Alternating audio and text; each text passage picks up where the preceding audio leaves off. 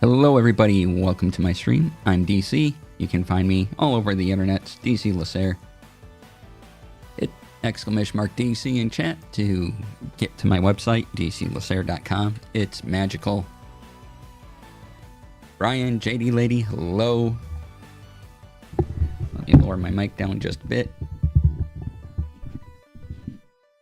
There we go. Alright, and today I just kind of wanted to chat more about tech and TTRPG things. My hand was kind of hurting yesterday, so I'm just giving them a break from holding a controller.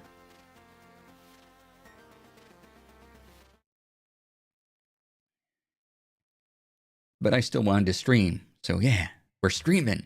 All right. And I ran my home game on Saturday, so I wanted to talk a bit about that as well. But first up, let's talk about tech. Yeah, because I listed it first. It'd be wanting to stream in this economy? You, right? So over the weekend, lots of reviews are up on YouTube now of the new Rode camera module, which we talked about briefly on Tech Friday. And by the way, y'all, that Tech Friday is up on my YouTube for you to watch. You think I have that link ready? No, of course not. I gotta go get it, like anyone else. But I will, because I'm a good person, and I provide links on occasion. So go there, check it out. But yeah, there are lots of reviews up about the new camera plugin for the Rode Wireless Micro. So if you're interested in that, just do a search on YouTube and a bunch of videos will pop up for you.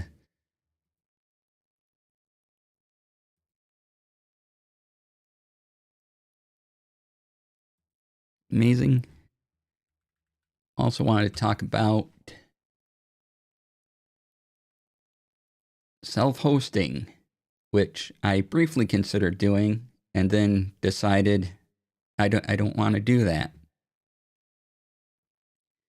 You know, people say it's easier than ever and all this other stuff, and there's good reasons to do that. And, you know, oh, just spin up a Docker container. But that's another computer. That's another thing I have to maintain. And I put stuff on there and then say I, you know, get my family on it. I die, none of them are going to know how to run it or access anything should something happen, or update it for security purposes.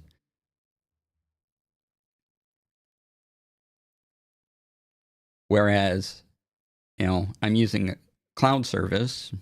Some are better than others, obviously. I go, okay, here's a login, here's a password, and I trust XYZ with that. And if they need anything, they can still access it.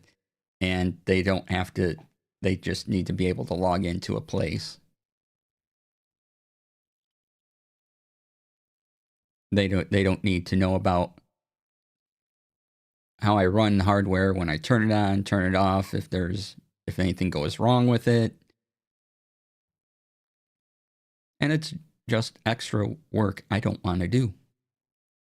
As handy as some of the programs that go, oh yeah, spin up a Docker container. I'm like, I did find a slightly easier way to spin up Docker containers that doesn't take a whole lot of extra effort, which is a little intriguing. So I might try that.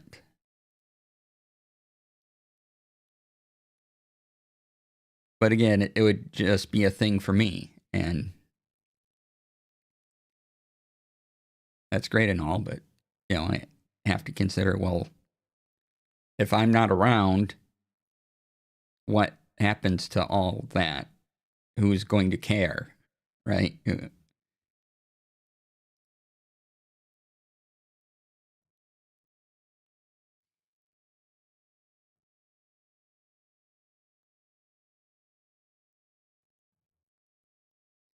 And my personal stuff, you know, I have my music preferences. I have you know CDs that I've converted to MP3 long time ago. They're still there. And if anyone's interested in those after I'm gone, sure, they can come over and copy them on a USB thumbstick. I'm not going to care. But but then I don't care if that goes away either, because it's sort of mine, right? I'm not sharing it with anyone. Not doing it. It's just what I like. And so I've been having a lot of thoughts around self-hosting, things like that. I think that's the thing about personal media libraries and archives. Yeah. They're cool if someone else wants access, but they're mine. Exactly.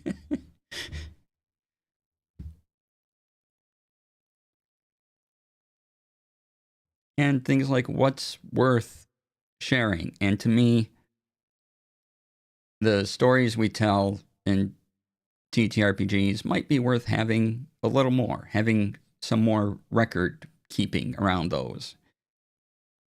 And that's a lot of why I'm, making Obsidian vaults and things like that, so that I can have my notes, I can print them off, I could take players' notes and interesting things, and I could put them all in a digital document, share with my friends, and then that way we all have this memory of the story. We can have added context to what we say about it.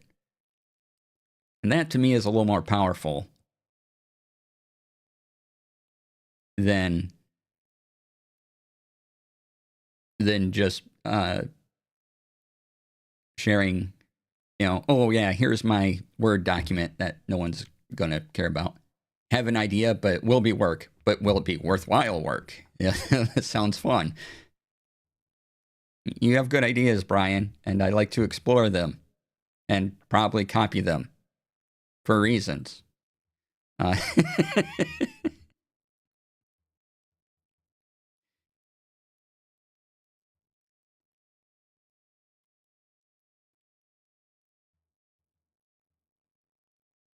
Love the idea of storing campaign notes in the format that you used and played them. Yeah.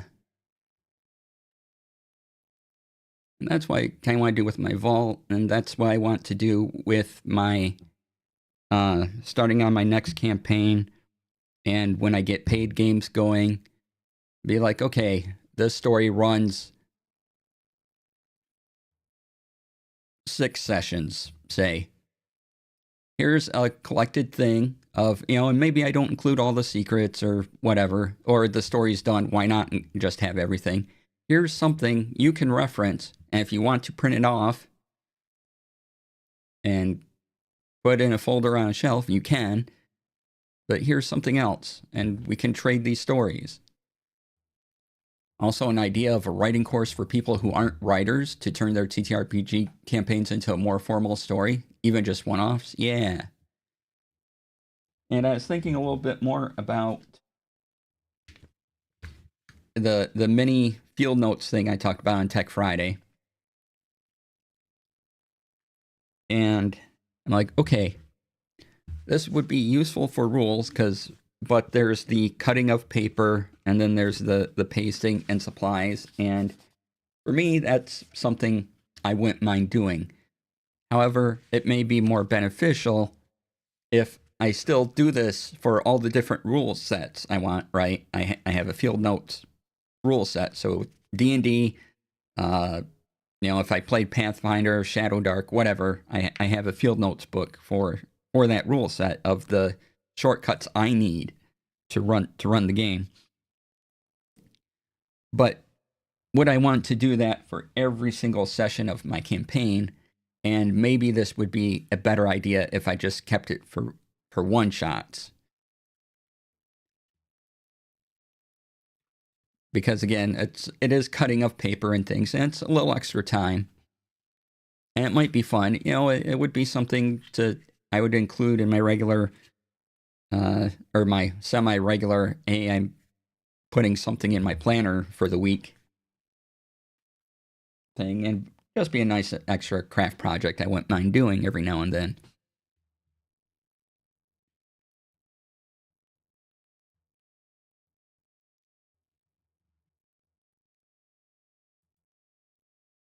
But yeah, so that's some of those thoughts. And then also related,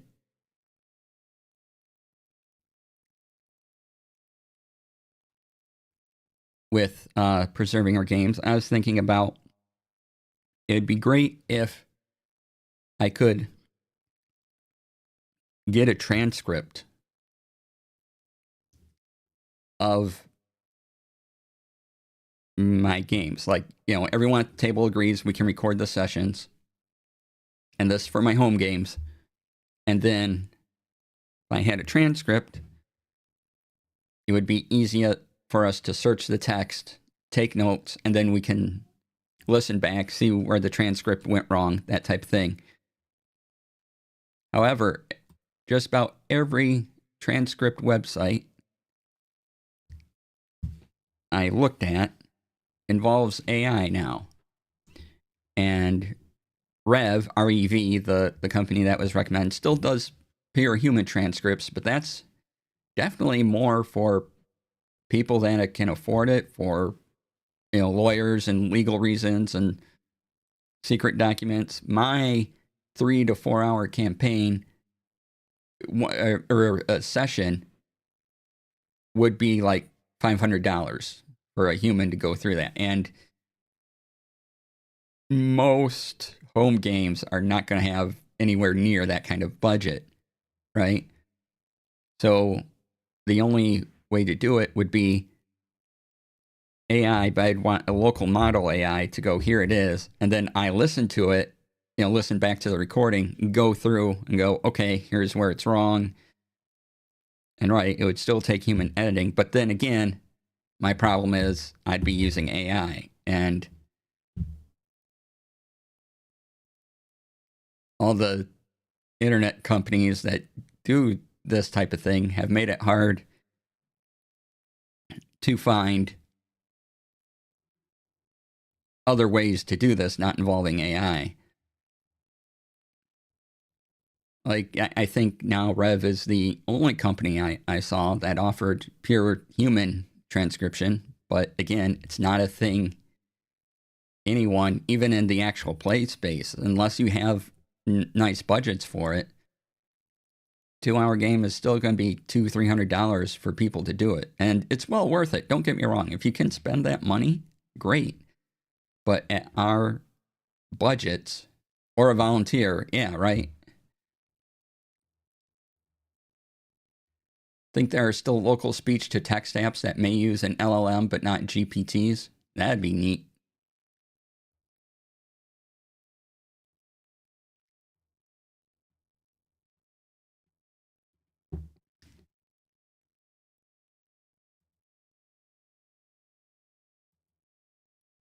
Right? Because, my friend who has vision problems, he'll still read text on a screen, but he needs it very big. And so transcript would allow him to put it as big as he wanted it, or listen to it, whatever he wanted to do. If he had his own file for notes, he could then see what he's copying and putting it into his own notes.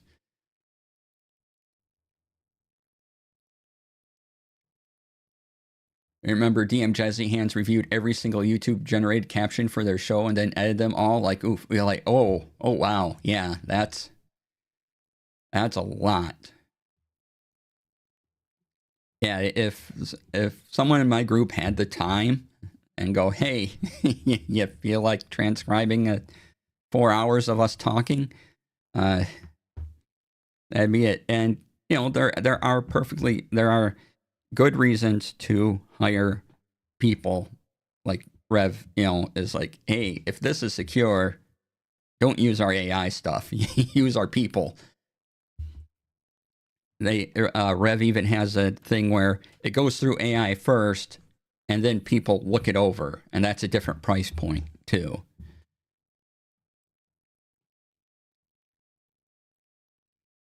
right? And that's kind of the thing I would be going for is, okay, thing that just exists on my hard drive, here's the audio,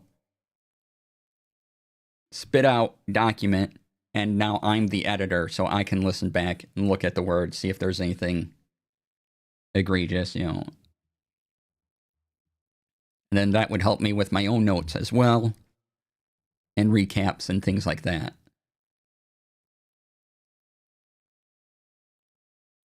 But again, it's that push-pull of, well, lots of AI use is awful.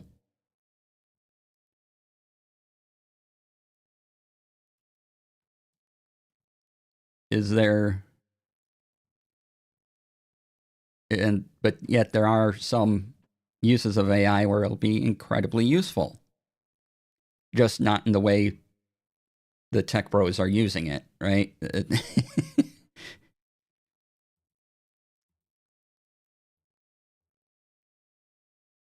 And we probably would be having this conversation, or the conversation would be more focused on just the energy costs alone, if at the beginning of it all, the very rich people behind the AI push, had decided to respect people and artists and their creations and asked permissions, and now we might be having a very different conversation. But that didn't happen, so that's a thing. That's something I'm thinking about, and like, okay, how good, bad is this? Where, because I certainly don't want my home game going through someone's cloud service or whatever, or I'd just rather not. Rather keep it local, and you can get local LLM models.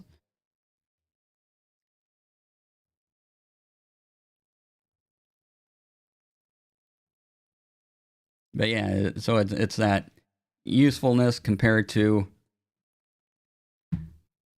hurting society, right?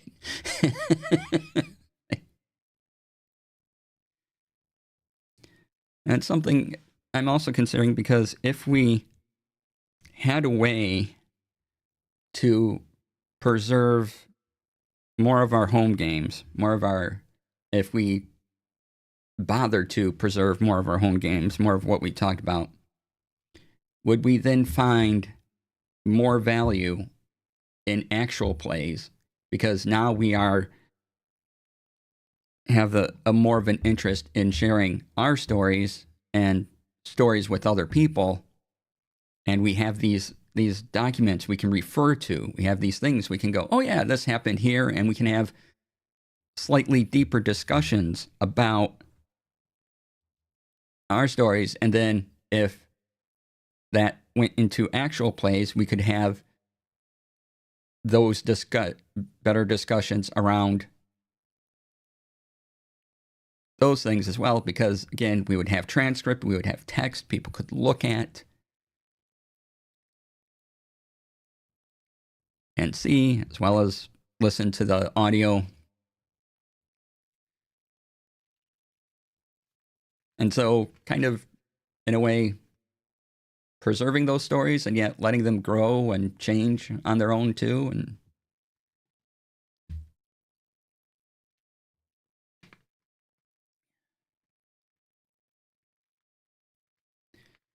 because it wouldn't be important to me that someone took my campaign stories and did it exactly. It would be, you take ideas from what I've done, my campaign stories, or you make them your own, or what does your group come up with similar ideas?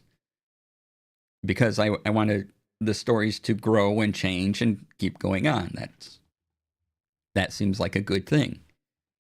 And the more ideas we have available to us about these types of things, the better off we'd be. And the more places people can draw inspiration from without going to ChatGPT and saying, I need a Pathfinder adventure for this Saturday. You know, we have these tools and random tables, and you know, there's a couple of things of playing cards you can roll out, which I love because I have 2 or 3 of them, and I used them before. But playing cards that inspire ideas that are like, okay, you draw one of these cards, one of these cards, one of these cards, and you put together adventure. I'm like, oh yeah, okay, I could do this with these prompts. But then, not only that, we would have context of other people using those prompts, and I think that's valuable.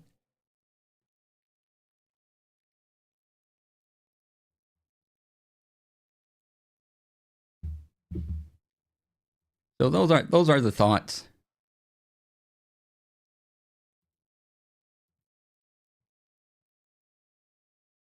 Currently around all of that.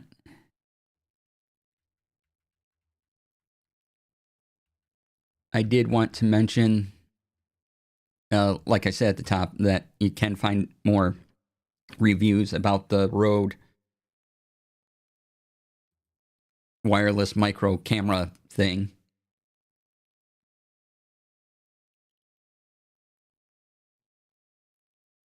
Up on YouTube.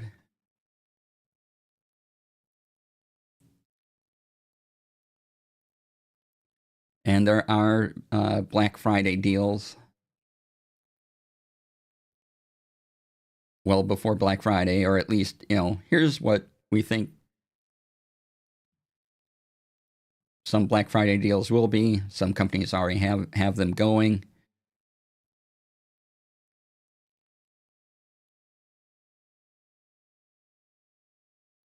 So if you're looking for something, you know, go to your favorite shop and see if they have a sale on anything. Save yourself some monies.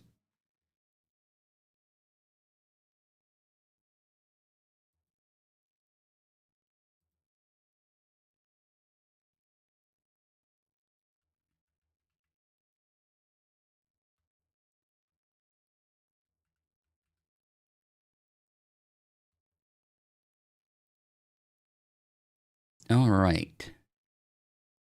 Another tech thing I've been thinking about is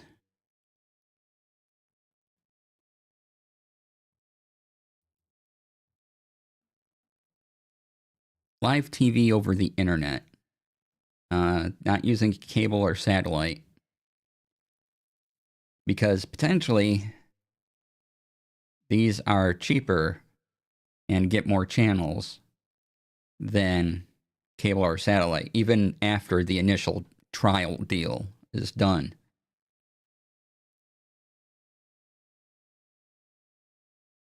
And the 2 with the most, your mom got YouTube TV? Ooh, awesome.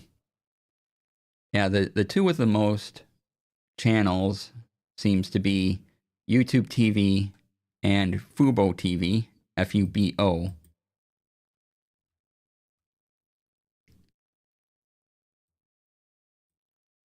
Now, I'm fortunate in a space where if someone's watching TV, I can still stream, right?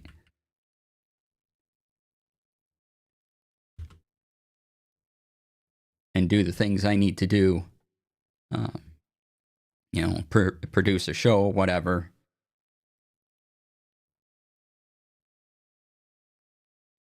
But yeah, the other one's Fubo.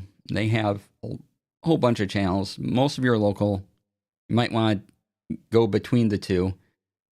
And still a lot, but about the regular price.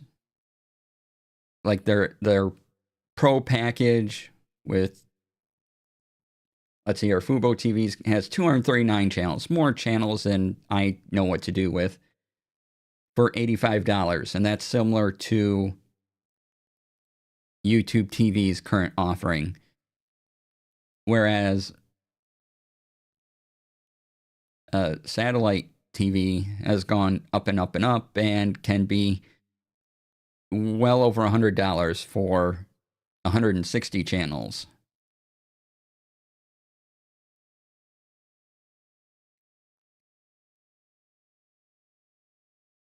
That's neat. The other thing I do like about YouTube TV is that they do give you free, there's so much space in a cloud DVR.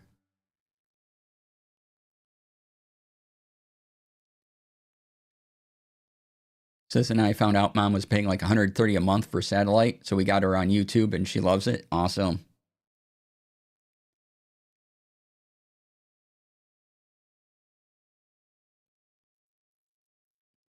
Yeah, so I'm looking at it. I got to look at the channels that each one offers in my area.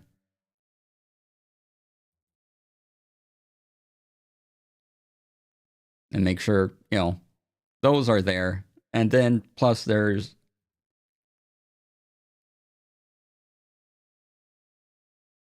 do we need 239 channels? No. Nick, hello, welcome on in. Talking about internet TV over the internet.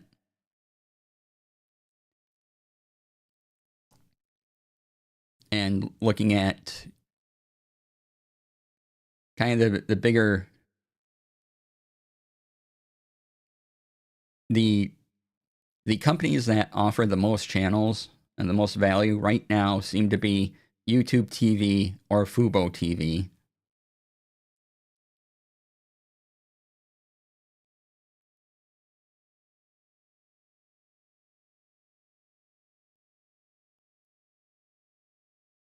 There are some other services, but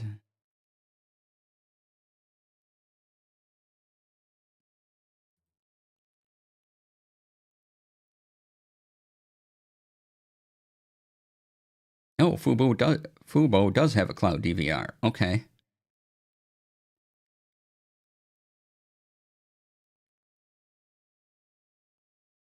And if you want something like Sling TV, they have less channels, but then maybe that's all the channels you need, and they'd be about $66 or so.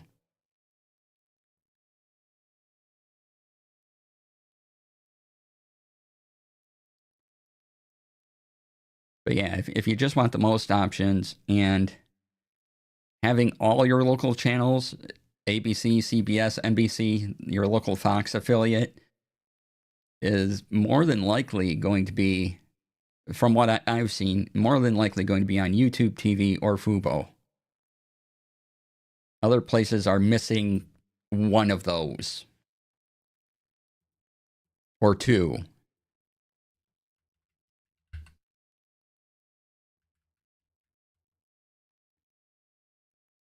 YouTube and ABC are in talks, so those channels are missing for now. Good to know.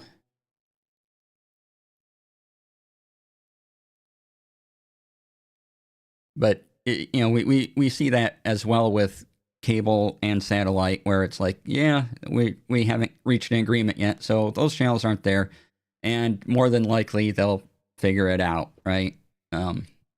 Hopefully it doesn't last that long.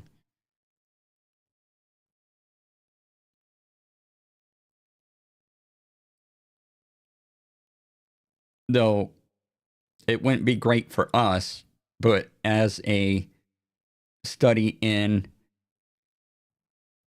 corporate media, it'd be kind of fascinating if they just pulled out completely and said, nope, never.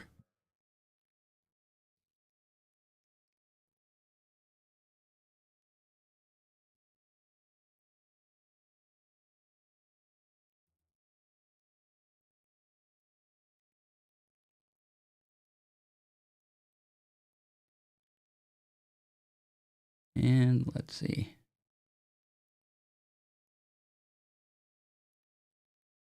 Yeah. And then something like Fubo on top of your other streaming services. Maybe you can cut back on a few of those because you have more channels than normal, and maybe some of those channels pick up the slack of whatever you use the various streaming service for, or maybe not. Either way, you're paying less than cable plus streaming. It would be, you're still streaming it, but there's not really other words to put this together. Live TV via the internet plus your Netflixes and other streaming services like that, and put those together, you're still probably going to save money over if you had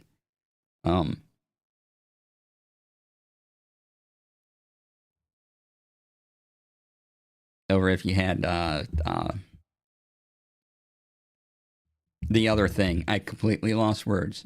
Over if you had, say, satellite or cable plus streaming. And hey, antennas, yes, HD antennas work wonders. In your area, there are a lot of them that go. I really like the 360-degree ones now. You can just, stick on a wall or up in a window, and they're indoors, and they just go, boop, get the signal. And we talked about how far indoor antennas can actually go, or HD antennas, even if they're outside on the roof, can actually go, and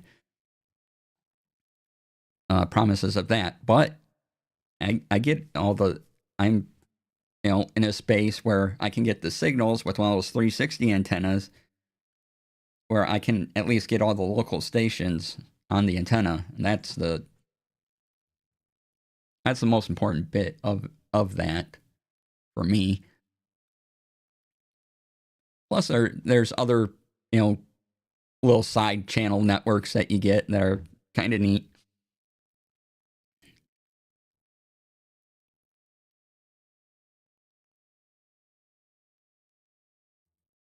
But as far as distance and an antenna can go, suppose the antenna you'd put out on your roof, the practical distance on a clear day, everything's good. You're on a mountaintop, and you're getting signals. You're the limit of this technology is about 100 miles. Anything that promises over 100 is lying to you. You can probably get transmissions within 70 miles reliably,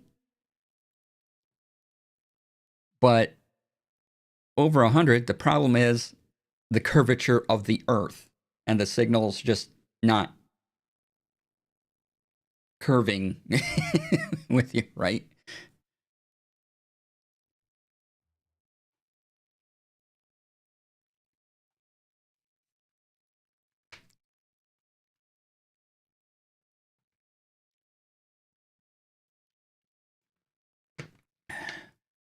Because at a certain point, the Earth does indeed curve.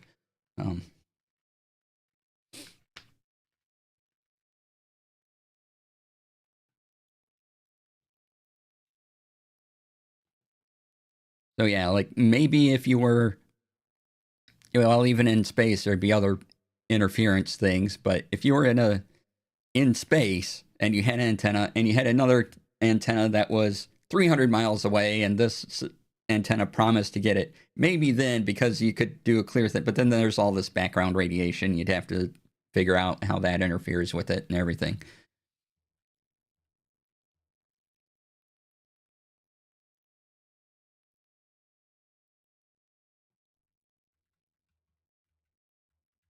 But yeah, I really like HD antennas, especially now, because you can get a pretty good one for 45-50 bucks, somewhere in there. You can spend more if you want, but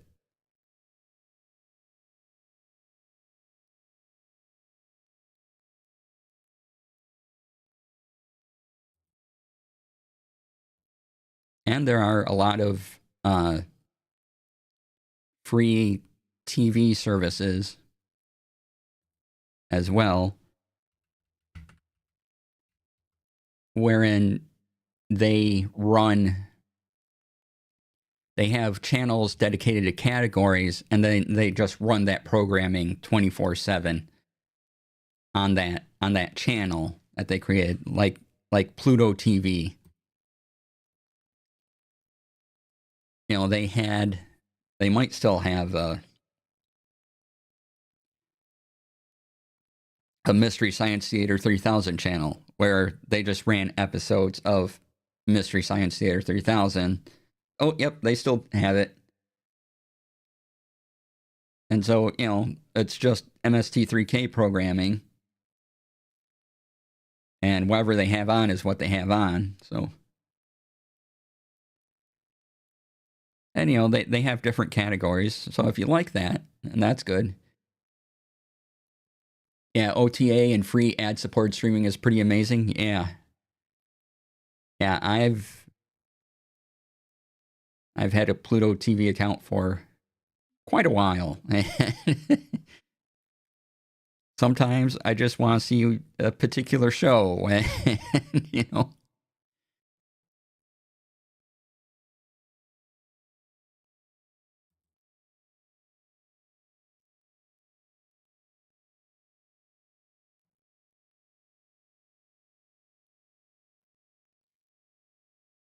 Like they have a channel dedicated to unsolved mysteries with Robert Stack, and especially if your flavor of ADHD likes constant background noise. Yep.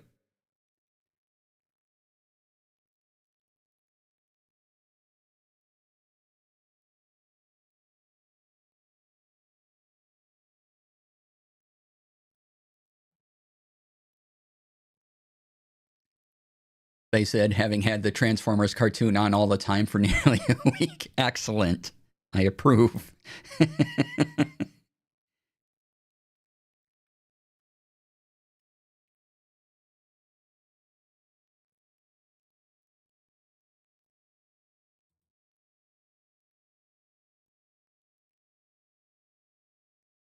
And you can click, like on Pluto TV, if you click local news, it may not be local for your area, but, you know, I can get Chicago and Boston and Detroit and Los Angeles, right?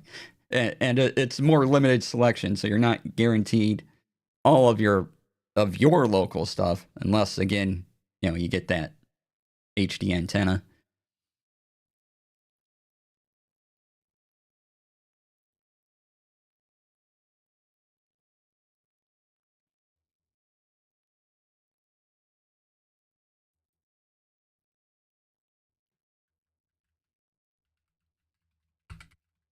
And I found,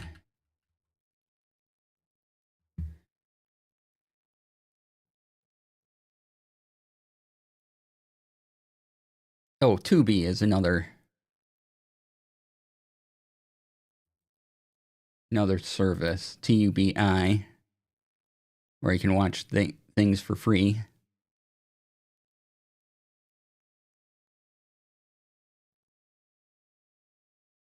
Free with ads again.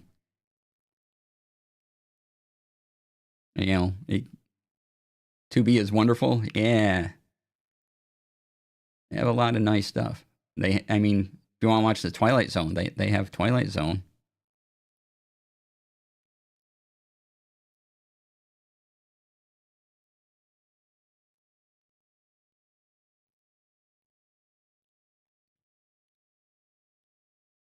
Yeah, I like Tubi a lot, and Pluto.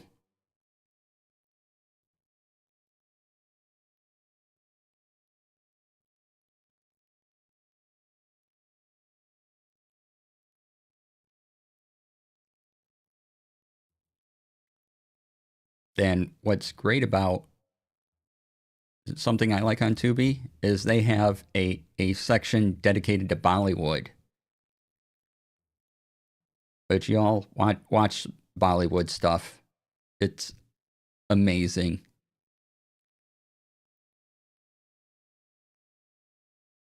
Some of it is just really wonderful. Uh,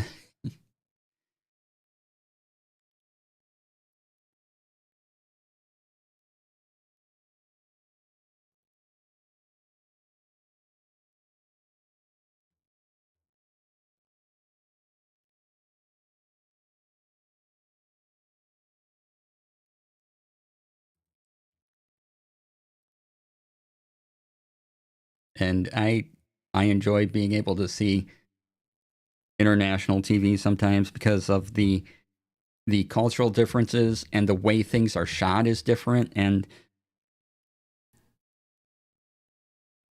just how the stories are put together are different. And it's great for exposing yourself to all sorts of different ways of telling stories.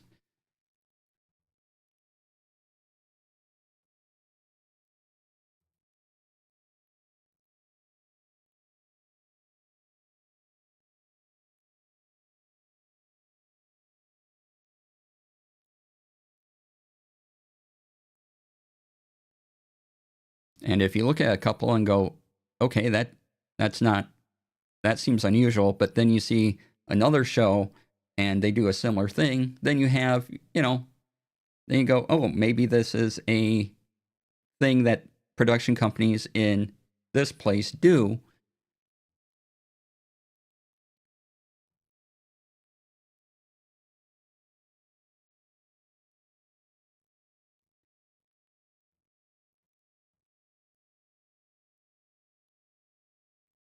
Ooh,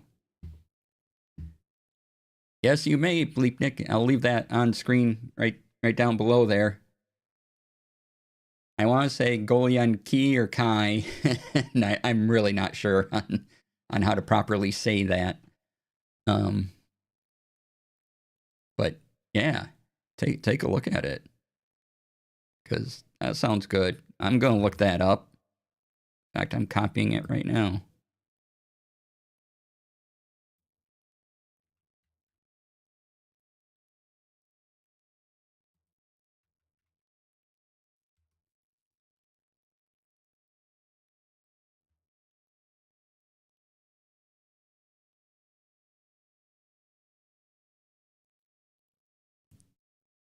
Ooh.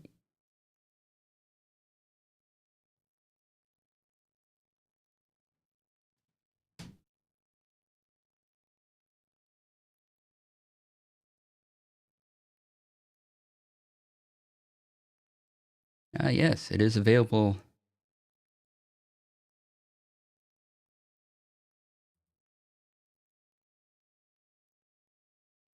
See here, Prime. You can get it off of YouTube and Google Play, it looks like.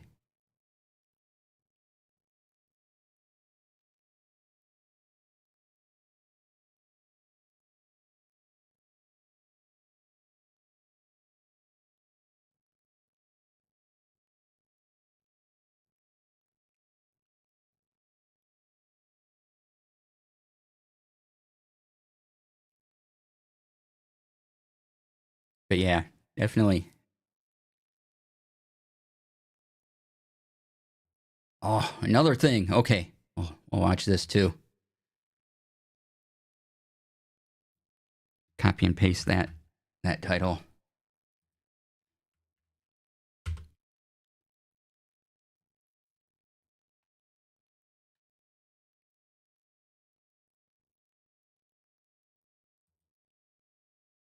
Oh, this is you can get it off Apple TV, Google Play, YouTube, and Amazon Prime. And probably some more. So yeah, y'all go. If you're watching later, type that in. It's right below me. Type that into your search box.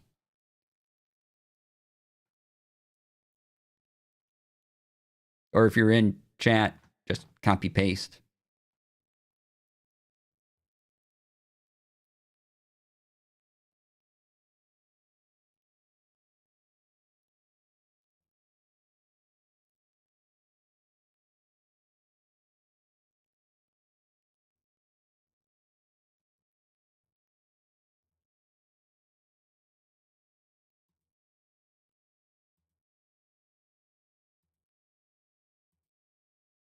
So yeah, keep those tabs open for later.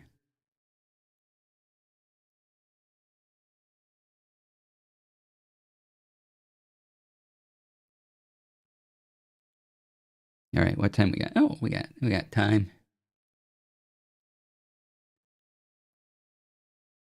All right.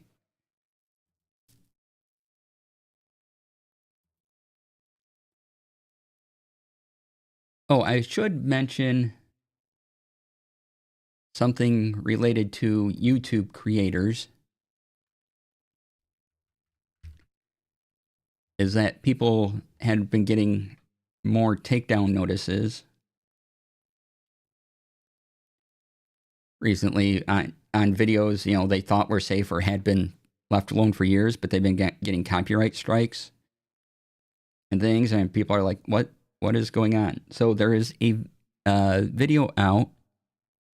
I got another 20 minutes to go. It's a 40-minute video, but a YouTuber got on a lawyer who deals with these YouTube things for a lot of big YouTube channels, and they have a pretty good discussion going. So let me pull that up and share it.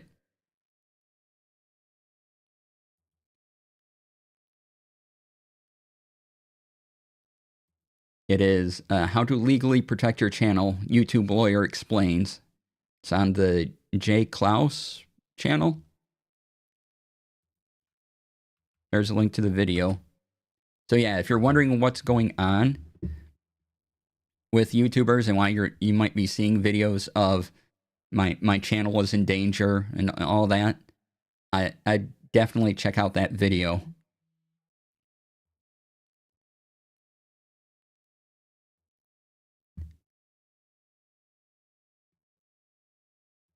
Because you get a lawyer that's directly involved with the topic. And if you're new to content creation on YouTube, there's some tips in there for you too about when you should consider things like an LLC and kind of best practices and things to keep in mind, and also a discussion on why this is happening now.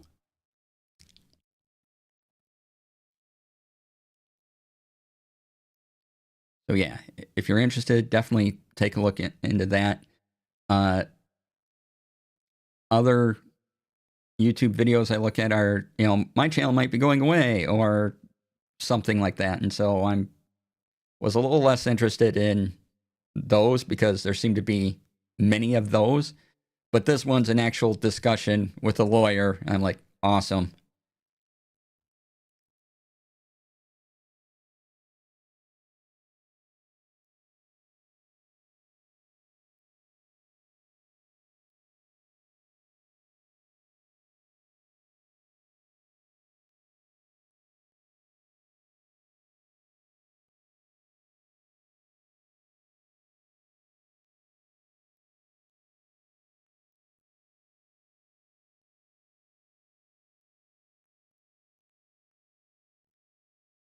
But yeah, and YouTube is also changing some of the guidelines and things like that. So that video there,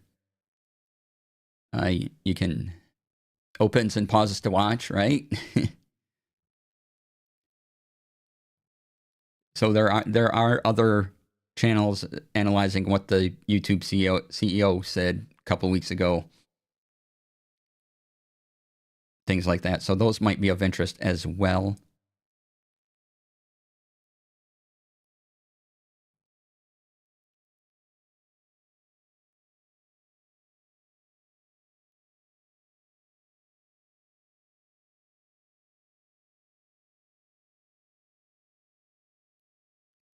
Yeah, out of all the videos I was looking at over the weekend, that seemed to be a good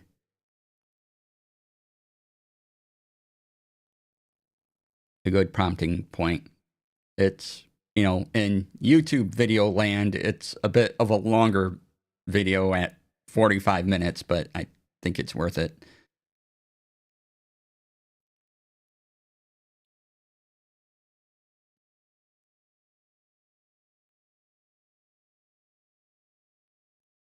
All right, let's take a break. And when I come back, I want to talk about something fun. Talk about what went on with my game on Saturday. It's a Spelljammer game, so talk to you about all that, and then we'll go on a raid. So, all right, I'll be back in about 5 minutes. I'm going to run some ads to keep the pre-rolls away. Thanks for staying around. Appreciate it. And be back shortly.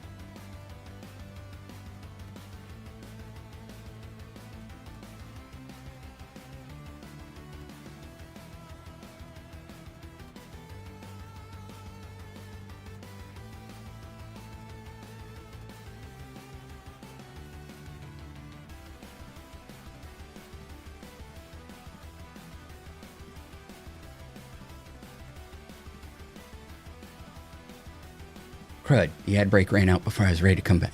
Or the timer ran out. All right. Welcome back, everybody. Thanks for sticking around. Took me a little bit longer to get back than I thought it would. All right. So Saturday, I had my Spelljammer game. And before we get into that, thanks for sticking around, everyone. Normally I would be playing a video game, but I need to be kind to my hands today, and using a controller or mouse keyboard extended period, it'd be better if I gave him a rest today. if I showed myself a little kindness.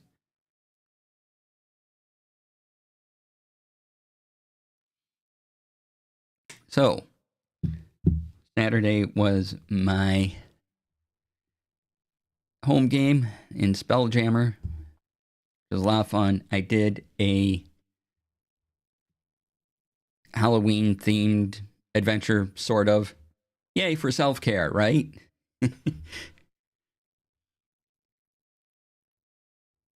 So I kind of did a one-off, and that they had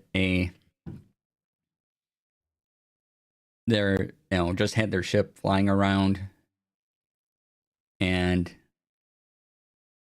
a big obsidian disc appears before them, sucks in their ship, and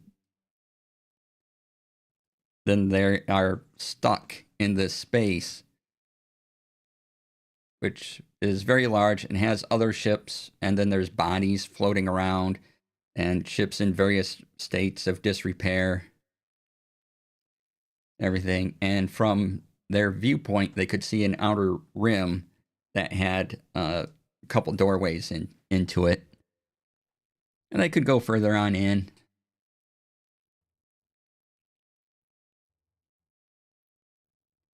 And they do that, and I did a bit of the 5-room dungeon for this particular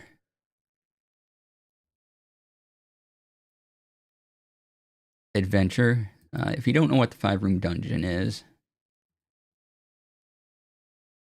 here's what it is from the person who made it.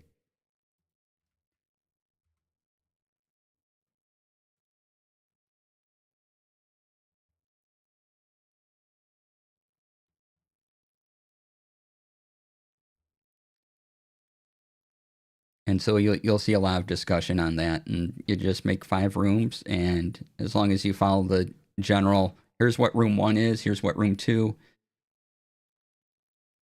is. Like room 1, entrance and guardian. So there's the entrance and maybe some type of guardian into it. And then room 2 is a puzzle or roleplay challenge. Room 3, a trick or setback, and that type of thing. So it goes on, but you can read it all there if you like. And you can find lots of discussion on 5-room dungeons on Reddit and things like that. And sometimes I use this method for my home games. Works out pretty well. And so they go in, and they go in further, and then they see this cube, this metallic cube, and the metallic cube has all these veins going through it, and I mean, it's huge. And you can see blood running through the veins on this metallic cube. And then there was some floating spectre-y things around there. And so when they approach the door, nope, don't like that, right? when they approach the door, these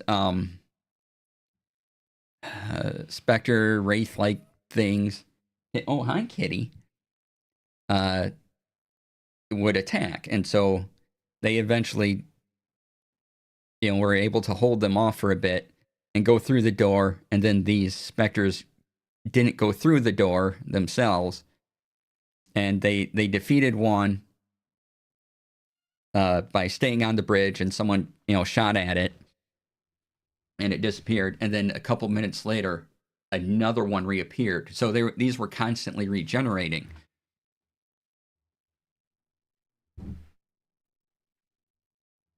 And so there was, a couple of solutions I had in mind. One, you could run in through the door.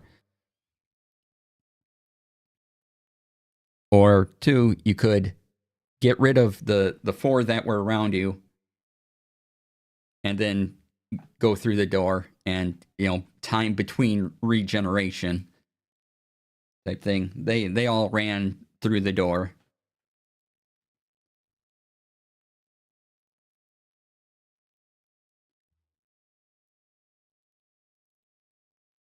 And found themselves in another space where I had,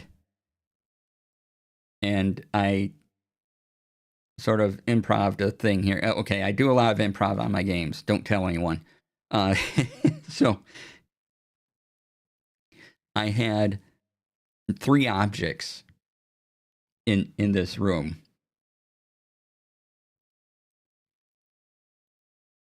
And one was a vase, one was a box, and one was a full plate suit of armor. And so someone goes, okay, I'm going to look inside the vase. I'm like, it's a deep pit. All the way, it's just dark in there. You don't see a bottom at all. The amount of mundane objects I no longer trust in DC games is a lot. Right?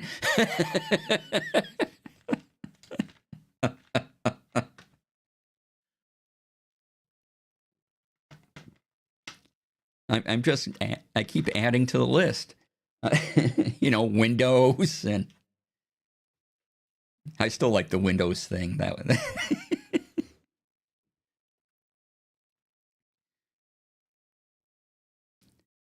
like, I have to just go with the flow, or it would be 2 hours of me questioning everything I see. Right? That's the best.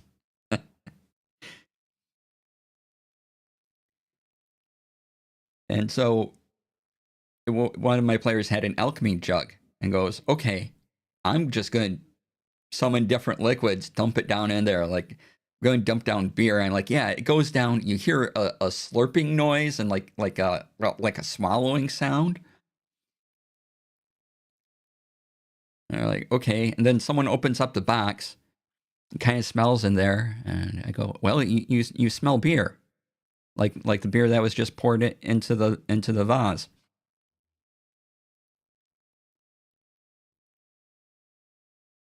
And then the suit of armor, for no particular reason, I had it have a cube helmet, and someone lifted up the visor and could smell that same beer out of the visor. Luckily, no one stuck a hand in or anything like that. They just poured, various contents of the alchemy jug down in there.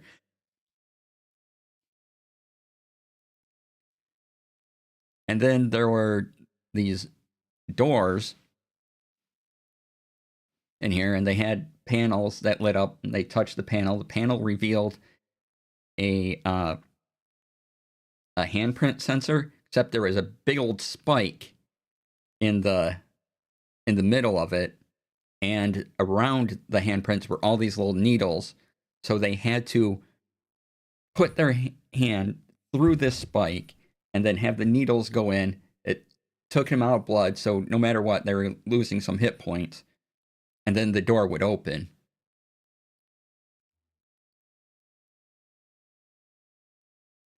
And the one... And so they had one on their left and one straight ahead of them. And they could still go out the door behind them that they came in. So they had that. And then they had the other panel was modified so that a humanoid-ish handprint wouldn't work. It had elongated fingers. It didn't have the spike in the middle anymore. But they had to come up with some other way to open this door. And so one of the players is very strong, and another one said, "What if I helped with the crowbar?" I'm like, "Okay, sure, you can do it," because all the doors slid open like Star Trek. And then, so they make a lot of noise sliding open this door. And on the other side, they see a Bone Claw. Now, Bone Claw is a 5th edition monster that is made when a wizard fails to become a lich. Like the lich just goes wrong. And so they're this skeletal thing with very, very long fingers and very long nails at the end of the fingers. So the hand plate on the outside was made to match this new form, and I changed it up a bit. It isn't. I had this run not exactly like what everything says in Bone Claws, but the idea of a failed lich was intriguing to me, and it's spelled exactly like it sounds. Bone Claw. One word. They're creepy looking.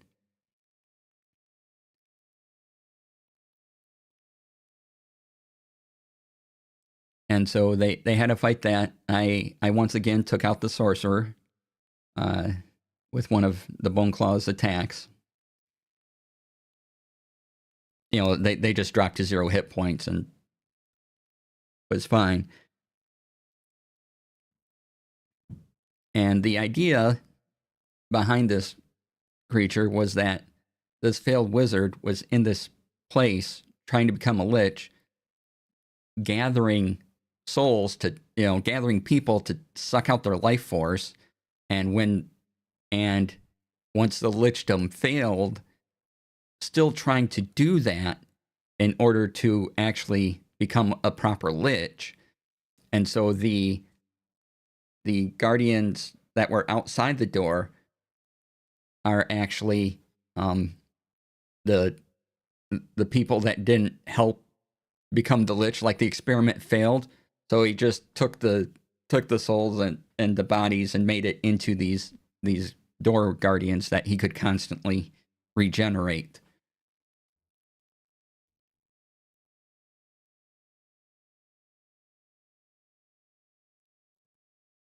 Geez, Bone Claw, take the hint. You're not a closer, right? Lichdom is for closers.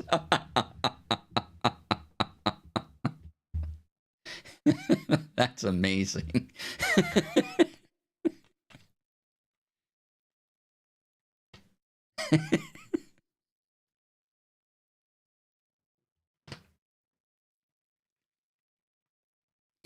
And so there was 2 rooms. Once they went through the door that asked for blood, they were kind of in this alchemical laboratory with all the body parts and everything that this Bone Claw was using to experiment on the people. He used as this large thing to trap. And then the other door was a room. The final door in this place was, his room. And then in the lab place, they were finding notes about being a lich and then undead. And they're like, "Is there any name?" I'm like, "No, it's just notes in the side, because I open a book, I take a note. I'm not going, and I'm writing a note. I'm not going to sign the little note I put in the margin, right?" So he didn't do that. And these were before his fingers became long, elongated things that made it hard to hold the pen.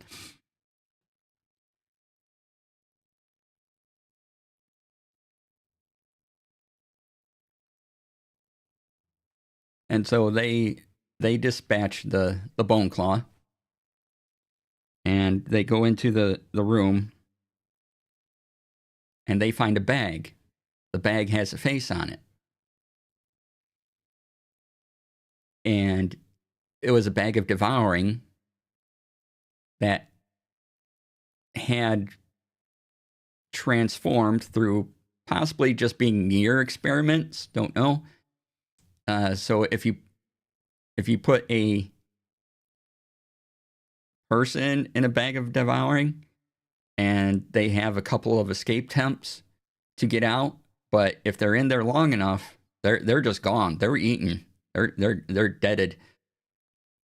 And then if you put an item in there, various things happen.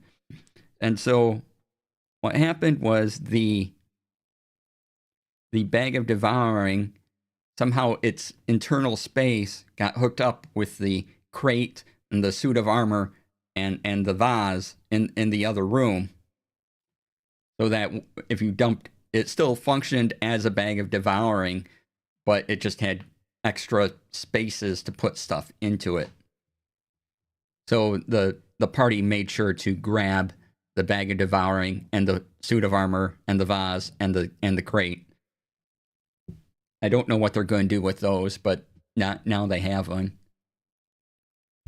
And I also gave them an artifact item, and they leveled up too. So, yay!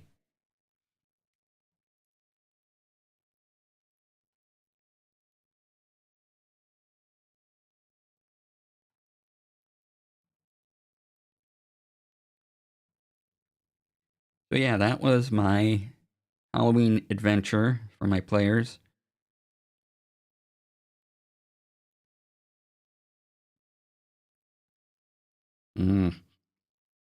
Sorry, I got a notice on price change on thing.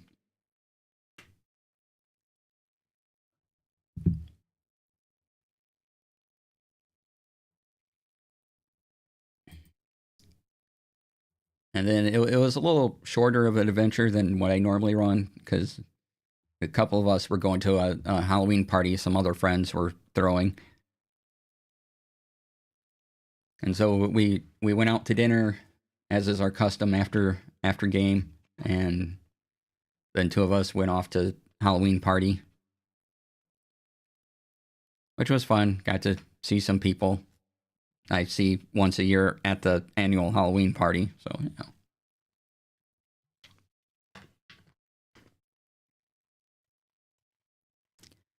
it's at my friend's house. We don't go to a bar or anything like that. My friend just picks a theme every year, and he and his wife make whole costumes for that theme too. And this year was video games, which was excellent.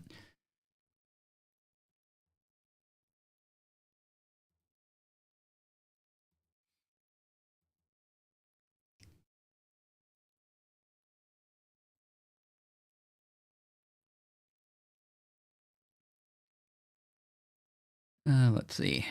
All right. Anything else? So that was my Halloween home game. Next game we do in a couple weeks will be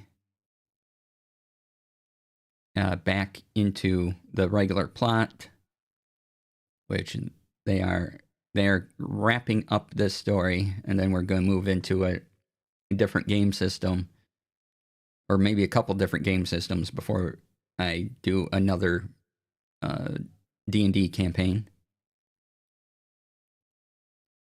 I want to try out a couple other things.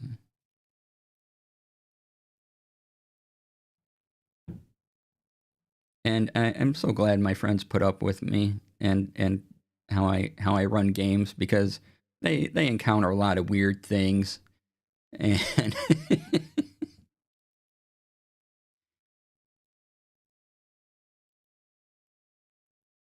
I'm very grateful when they come back.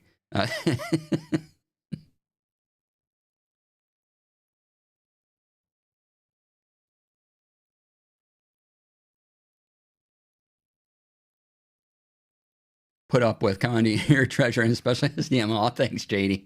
Appreciate that. That again, those type of comments really do mean a lot.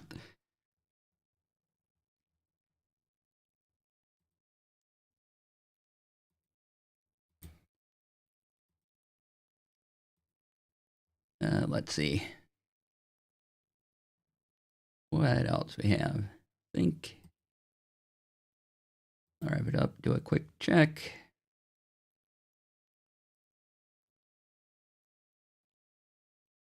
There was...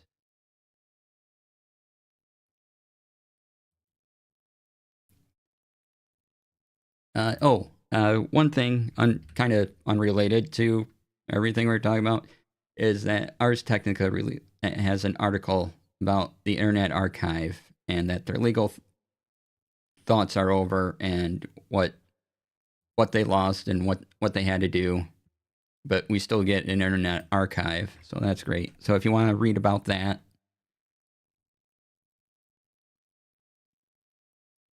there it is. And I was going to tell my friend this. So there's a fun reason. Let's see here if I can.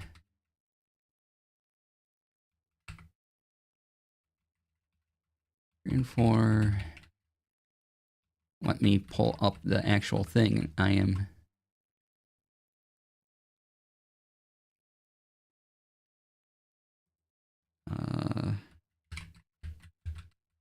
Remastered.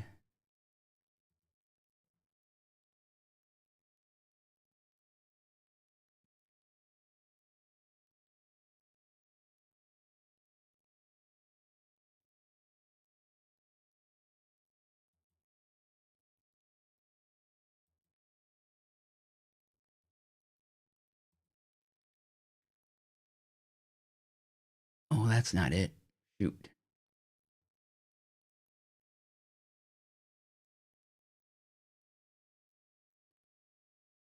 All right, I'll find it. But there was so again, we're going back to anime in the VHS era. And there was a convention in Japan called Daikon. And for Daikon 3 and 4, original animation was made. And it's pretty incredible. The reason you don't see it a lot is because they used a lot of copyrighted things, like the character they have is fighting Darth Vader, and they did not ask for permission, right? But these animated sequences were essentially made by fans that eventually became Studio Gainax, who made Neon Genesis Evangelion. And so that's... So some kindly people got together and remastered those. And they do talk a bit about the process of remastering it. Things like that. So if you want to see a bit of anime history, definitely check those out, because they are really well done. And yeah, they were just long openings for a convention, for an anime convention. Trying to see if I can find, because I can find the thing, but I wanted to share the remastered version. I'm not finding.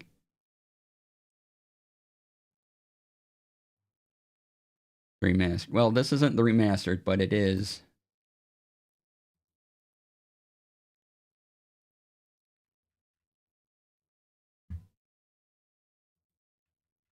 It is both of them, and they're great. They're definitely check those out if you just like animation, and the responsible for bringing together people who made one of the most popular anime studios a decade after they did this type of thing.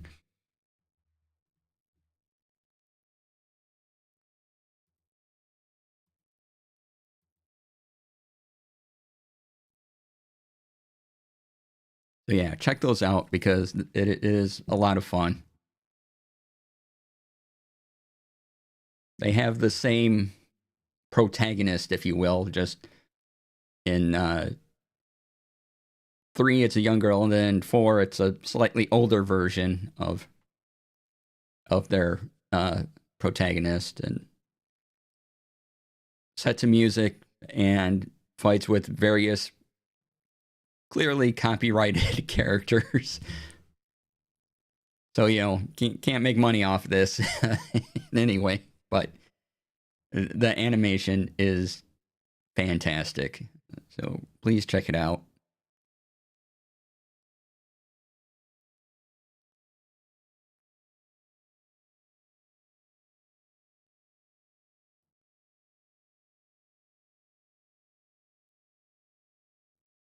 Plus, since it's mired in copyright issues, you're not just going to find this on a set of things you can go out and buy.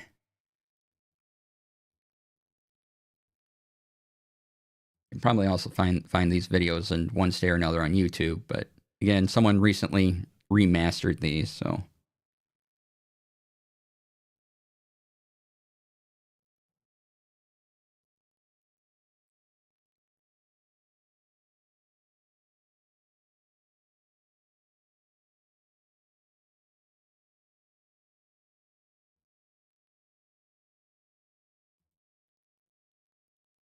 So yeah, if you find those, I'll look for the link and maybe I'll repost it on Blue Sky if I can find it. Yeah, check those out. It's really incredible what they did. Now, at the before they became large studio, they were small group of people just getting together. Go, this would be cool, and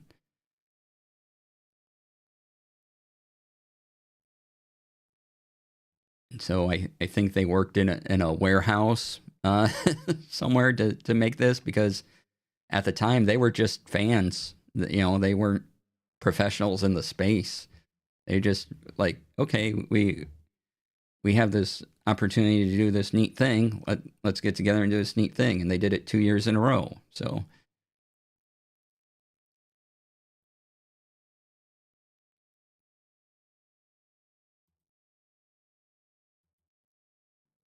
Yeah, all right. Let's see who is on, because I need to get some food ordered. Thank you all for being here, by the way. I know this was a bit of a different stream for me, but I appreciate you spending some time coming around. Who is on that we can go visit? I think I see who we can visit. Are they still going to be on? Probably still be on. Okay, let's raid into 0. We'll do that. Thank you all for being here.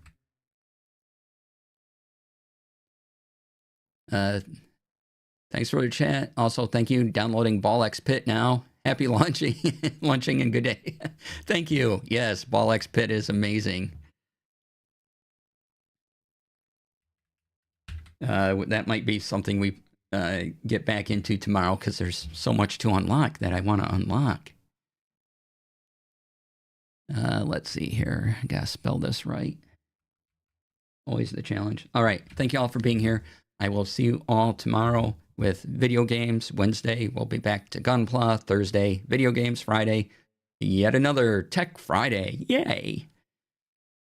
All right. I will see you all then. Please be kind to yourself, be kind to others, and have a great evening. Bye. Stay tuned for the raid. Do that thing.